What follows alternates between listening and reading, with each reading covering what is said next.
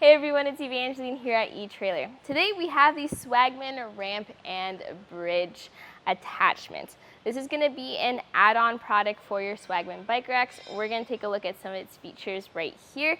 This is going to be something I highly recommend considering if you have your heavier electric bikes. Now, while this still isn't a foolproof solution, it's still an improvement compared to lifting your bikes up and onto your rack. So we'll talk about those key things right here at etrailer.com. The tray is going to look like this when you have it all put together, and it is designed to be stored inside your vehicle when not in use. Now there are different ramps available from Swagman for their different racks. So the main thing you need to look at is, do you have a Skaha or Escapee series that has a tray?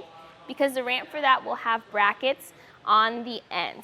This one is designed for the other bike racks like the E-Spec, which is what we have here. And you'll see this open hole on the end, which is designed to fit onto the square tube of your bike rack. The bridge nests onto the compacted ramp.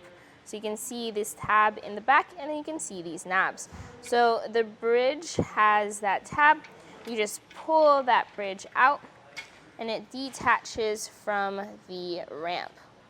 And then it easily fits onto the center base of your bike rack, creating a straight across platform now. Each side of your ramp is going to have this opening, so you don't have to worry about which side goes on which. Now, what you do have to look at though is when you do put the ramp on, if you have it at an angle, it's going to look like this where it sits over the lip. That's going to give you an easier loading angle. But if you're more concerned about just stability and you feel like you need a little extra support, you can have it fit underneath the tube. This is going to have a sharper angle though, so just pick and choose what works best for your bike. You adjust the angle of the ramp by extending the ramp out. So this can go from 37.5 inches in its shortest position all the way out to 57.5 inches. And this is adjusted by the knobs underneath. So once you've picked your spot, tighten down those knobs and you're good to go.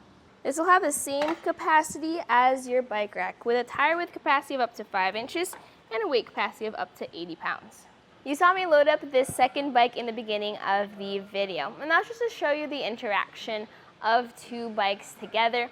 You're always going to have some kind of conflict with your handlebars, your pedals, your seat posts, things like that whenever you work with multiple bikes. But the good news is that the ramp can be used on whichever side of the rack, whether it's the front, the back, left, or the right. Another thing that I would recommend doing is removing those hooks for the center mast whenever you do use this ramp and bridge. You can always put the hook on afterwards once you have your bike in place. As someone that isn't always the strongest or struggles with lifting up super heavy bikes, I always appreciate having the option to get a ramp and, in our case, a bridge installed on the rack just to make things a little bit easier. Hopefully this video explained how the ramp and bridge works and which ramp and bridge to get for your different bike racks. If you have any questions, you can always give us a call or ask me a question here on the website. But today, this was a look at the Swagman ramp and bridge add-on for your Swagman bike racks right here at etrailer.com. My name is Evangeline, and I hope you enjoyed the journey.